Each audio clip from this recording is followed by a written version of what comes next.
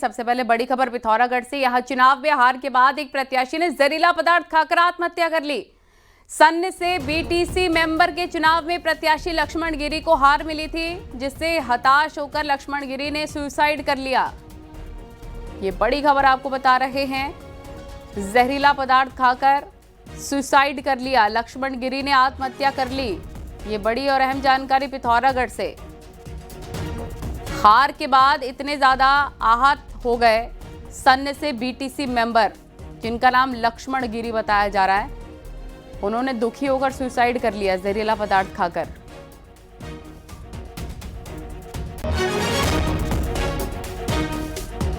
चुनाव में हार के बाद आत्महत्या, ऐसी खबर आपने ज्यादा नहीं सुनी होगी, लेकिन ये चौंका देने वाली खबर है कि चुनाव में हार जीत तो लगी रहती है, लेकिन एक मेंबर ने तो सुसाइड ही कर लिया। सन्न से बीटीसी के मेंबर थे लक्ष्मण गिरी। इन प्रत्याशी ने सुसाइड कर लिया जब इनको हार मिली। चुनाव में हार के बाद लक्ष्मण गिरी, सन्न से बीटीसी मेंबर, जिन्होंने सुसाइड कर लिया है जहरीला पदार्थ खाकर। पिथौरागढ़ से ये खबर आपको हम बता रहे हैं। अभी चुनाव नतीजे आए हैं पंचायत चुनाव के। इसमें कांग्रेस और बीजेपी की तरफ से, दोनों की तरफ से तमाम प्रत्याशियों की जीत हुई है। कई लोग हारे भी हैं, कई बड़े बड़े नाम भी हारे हैं, लेकिन बावजूद इसके विजयवर्धन उप्रेती हमारे संवाददाता पिथौरागढ़ से जुड़ गए हैं। विजयवर्धन, बीटीसी मेंबर लक्ष्मण ने सुसाइड कर लिया, क्या इसके पीछे की यही वजह थी कि उनको हार मिली थी, या किसी और चीज से वो इतने आहत थे? देखिए, जो बातें सामने आ रही है वो यही कहा जा रहा है कि बीटीसी मेंबर के चुनाव के लिए ये लड़े थे, लेकिन इनको हार मिली थी और इनके चुनाव में मैदान में उतरने से परिजन भी खुश नहीं थे, लेकिन ये अपनी जीत के कारण यहाँ पर चुनावी मैदान में उतरे। और लेकिन जब इनको हार मिली तो उसके बाद ये एक तरीके से अवसाद में चले गए और जहरीला पदार्थ खाकर इन्होंने आत्महत्या कर ली। और पुलिस फिलहाल और मामलों की भी जाँच कर रही, लेकिन प्रथम दृष्टया यही लग रहा है कि कहीं न कहीं ये हार से आहत थे। ठीक है, शुक्रिया आपका तमाम जानकारी साझा करने के लिए। तो ये बड़ी खबर आपको हम पिथौरागढ़ से बता रहे थे, जहां पर एक प्रत्याशी ने सुसाइड कर लिया हार से।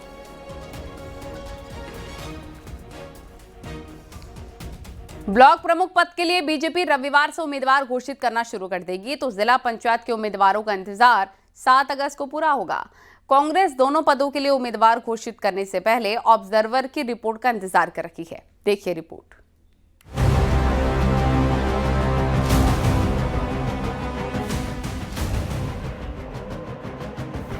जिला पंचायत अध्यक्ष पद के लिए आरक्षण घोषित होने के बाद आगे की कवायद शुरू हो चुकी है। हालांकि अभी 6 अगस्त को आरक्षण फाइनल होगा। आरक्षण के चलते कांग्रेस का कई जिलों पर गणित गड़बड़ा गया है। सबसे बड़ा झटका देहरादून जिले में लगा है, जहां महिला सीट घोषित होने के बाद कांग्रेस नेता प्रीतम सिंह के बेटे अभिषेक सिंह का खेल खराब हुआ। महिला सीट होने से ऐसा ही झटका कांग्रेस को पौड़ी जिले में भी लगा है। वहीं टिहरी, रुद्रप्रयाग, उधम सिंह नगर में कांग्रेस अध्यक्ष बनाने का दावा कर रही है, तो बराबर पर छूटे अल्मोड़ा जिले में महिला सीट होने से कांग्रेस से नेता गोविंद सिंह कुंजवाल की बहू का चांस बन सकता है। कुंजवाल तो इसका खुलकर ऐलान तक कर रहे हैं, तो देहरादून में प्रीतम सिंह कांग्रेस का अध्यक्ष बनाने का दावा कर रहे हैं। पूरी तरह से कांग्रेस के पक्ष में है।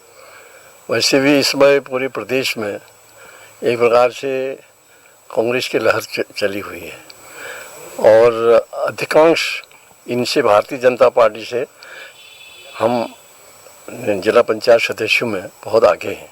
यद्यपि इन्होंने जो है यहाँ से प्रत्याशी है और बड़े दमखम के साथ चुनाव लड़ेगी और भारी मतों से वो जीतेगी। एक तरफ कांग्रेस समीकरण में उलझी है, तो बीजेपी सभी 89 ब्लॉक और 12 जिलों में कब्जे का दावा कर रही है।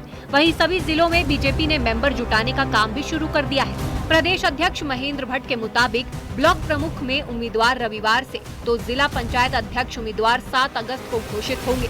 वहीं गणित बनाने में जुटी कांग्रेस का कहना है कि जिलों में ऑब्जर्वर की रिपोर्ट के बाद ही उम्मीदवार घोषित होंगे, पर कांग्रेस कितने ब्लॉक और जिलों में उम्मीदवार उतारेगी, ये पत्ते कांग्रेस अभी नहीं खोलना चाहती। लगता है 2-3 दिन के अंदर हम लोग जिला पंचायत के जो अध्यक्ष दावेदार है उनका विधिवत से घोषणा कर देंगे। कई बार क्योंकि जब तक अंतिम सूची नहीं आती है तो संशय बना होता है, तो हो सकता है कि हम 7 तारीख को विधिवत रूप से अपने सभी जिला पंचायत घोषित कर देंगे। ब्लॉक प्रमुख की सूची हम आज से जारी करना प्रारंभ कर देंगे।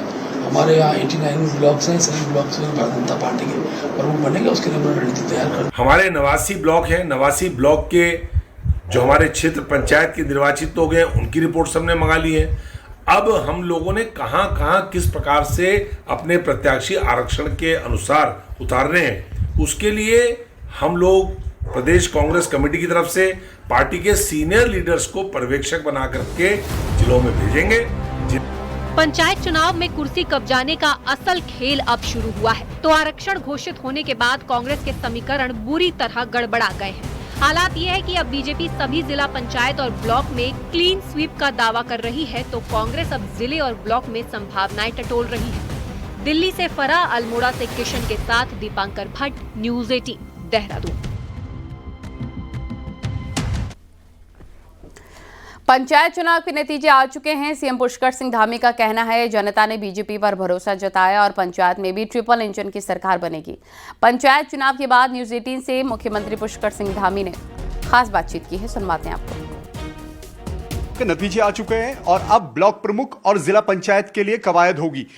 बीजेपी के लिए ओवरऑल रिजल्ट 12 जिलों में अच्छे रहे हैं और अब आगे बीजेपी के लिए विधानसभा चुनाव 2027 का रहेगा। अब तक के जो चुनाव रहे, चाहे विधानसभा चुनाव 2022 का रहा हो, लोकसभा चुनाव रहा हो, निकाय चुनाव रहा हो, उपचुनाव रहे हो, सभी में मुख्यमंत्री पुष्कर सिंह धामी के नेतृत्व में चुनाव हुआ और अच्छा रिजल्ट बीजेपी को मिला। तो पंचायत चुनाव के रिजल्ट से क्या मुख्यमंत्री पुष्कर सिंह धामी संतुष्ट है? हमारे साथ खुद मुख्यमंत्री बातचीत के लिए। सर, संतुष्ट हैं आप रिजल्ट से? देखिए, मैं सबसे पहले तो 12 जिलों में, हमारे 13 जिलों में से 12 जिलों में पंचायतों के चुनाव हुए हैं। एक जिला हमारा हरिद्वार, उसके चुनाव पहले ही हो गए हैं और वहाँ भारतीय जनता पार्टी का पूरा जिले का भी बोर्ड बना है, सारे ब्लॉक प्रमुख भी बने हैं, प्रधान भी बने हैं, पहले ही बन चुके हैं। और अब 12 जिलों में अधिकांश स्थानों पर हमारे चाहे ग्राम प्रधान हो, बीडीसी मेंबर हो या जिला पंचायत हो, बड़ी संख्या में लोग जीते हैं। लोगों ने भारतीय जनता पार्टी पर अपना विश्वास व्यक्त किया है। सर, अभी ये इनडायरेक्ट इलेक्शन भी अब होगा ब्लॉक प्रमुख के लिए 89 ब्लॉक्स में और 12 जिलों के लिए। कांग्रेस का ये कहना है कि बीजेपी पूरे सिस्टम को हाईजैक करके इस इलेक्शन को जीतने की, आरक्षण बाद में घोषित करती है, तो और बीजेपी पूरा मैनिपुलेट कर रही पूरे इलेक्शन को। देखिए, अगर ऐसा होता तो फिर तो वो कहीं पर एक सीट भी नहीं जीतते।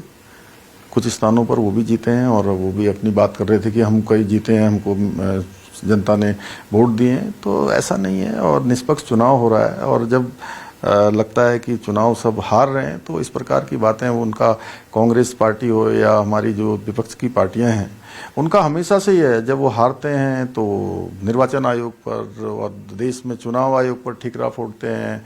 जब एक तरफा हार मिलती है तो जो है वो ईवीएम पर ठिकरा फोड़ देते हैं, अपनी फेस सेविंग करते हैं और जब जीतते हैं तो ईवीएम बच जाती है, निर्वाचन आयोग भी बच जाता है।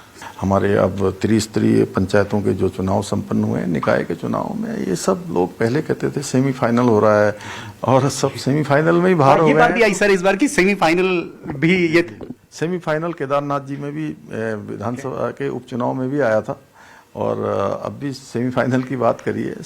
सेमीफाइनल में जो आउट हो जा रहे हैं तो फाइनल में कैसे खेल पाएंगे? तो मुख्यमंत्री पुष्कर सिंह धामी जो पूरी तरह आश्वस्त हैं कि 2027 में बीजेपी तीसरी बार उत्तराखंड में सरकार बनाएगी। जिस तरह दूसरे राज्यों में हमने बीजेपी का वहां पर देखा है कि बीजेपी की सरकारें लगातार लौट के आई हैं और मुख्यमंत्री का कहना है कि चाहे लोकसभा चुनाव हो, निकाय चुनाव हो, पंचायत चुनाव हो, जनता ने बीजेपी पर भरोसा किया है और कांग्रेस को नकारा है। कैमरा से दीपक उपाध्याय के साथ दीपांकर भट्ट, न्यूज़ 18 देहरादून। चमोली के जोशीमठ के हेलंग के पास टीएचडीसी जल विद्युत परियोजना की सहायक कंपनी एचसीसी कंपनी के डैम साइट के ऊपर अचानक पहाड़ का एक बड़ा हिस्सा टूटकर नीचे की तरफ आ गया। हादसे के वक्त डैम साइट पर 200 मजदूर काम कर रहे थे। हादसे में 8 मजदूर घायल हुए, इनमें 4 मजदूरों को गंभीर चोटें आई हैं। लगातार हो रही बारिश के बाद अब पहाड़ों में इसी तरीके से पहाड़ टूट रहे हैं।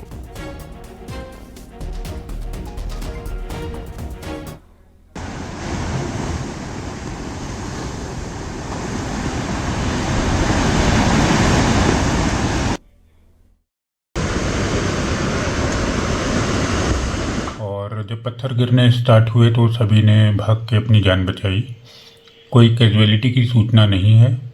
8 लोग घायल हुए थे जिनको टीएचडीसी परिसर पे ही फर्स्ट ट्रीटमेंट किया गया है और 4 लोग जिनको थोड़ी गंभीर चोटें थीं उनको पीपलकोटी विवेकानंद हॉस्पिटल में लाया गया है।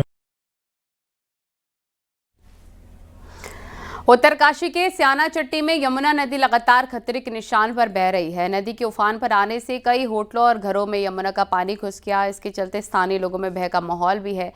स्थानीय होटल व्यवसायियों का कहना है कि उन्हें आधी रात को ही लोगों को जगाकर सुरक्षित स्थानों की ओर भेजना पड़ा।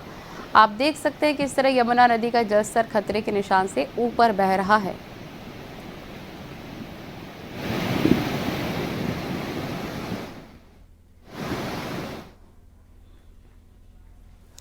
कोटद्वार और आसपास के इलाकों में हो रही बारिश के बाद NH 534 कोटद्वार से दुगड्डा के बीच का मार्ग बाधित हो गया। इससे कई घंटों तक यातायात बाधित रहा। वहीं हाईवे के बंद होने की सूचना पर मौके पर पहुंची प्रशासन की टीम ने सड़कों को खोला है। इससे यात्रियों ने राहत की सांस ली, लेकिन पहाड़ी से मलबा आने का खतरा अभी भी बना हुआ है।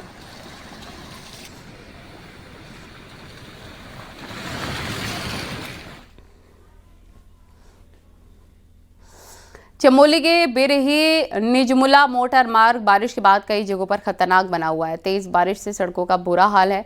कई जगह डेंजर जोन भी बन गए हैं, जिनसे लैंडस्लाइड का खतरा बना रहता है और लोग खौफ के साए में सफर करने को मजबूर हो गए हैं।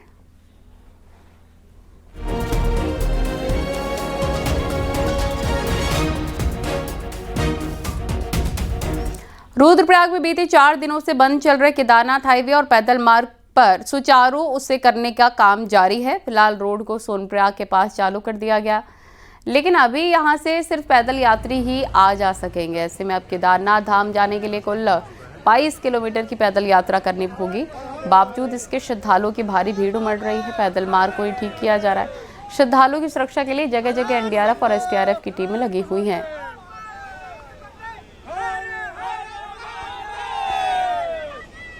पैदल के लिए बढ़िया रास्ता खुल चुका है। रुद्रप्रयाग में केदारनाथ पैदल मार्ग गौरीकुंड बाजार से 50 मीटर आगे बाधित हो गया। मार्ग पर भारी मात्रा में बोल्डर गिरने से फिलहाल आवागमन रुक गया है। मार्ग को खोलने की कोशिशें की जा रही हैं। सुरक्षा के मद्देनजर पुलिस, SDRF और NDRF की टीमें मौके पर मौजूद हैं।